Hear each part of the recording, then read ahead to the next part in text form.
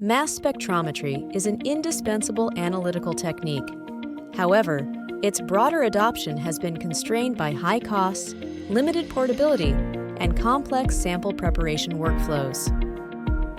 This review explores how 3D printing can help overcome these challenges by creating customized, low-cost components for MS systems.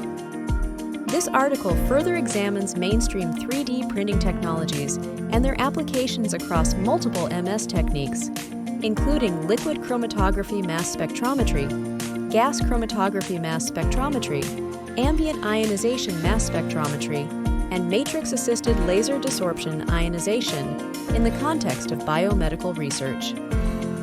Finally, we discuss future prospects for developing portable, affordable, and application-specific 3D printed MS systems to advance biomedical analysis.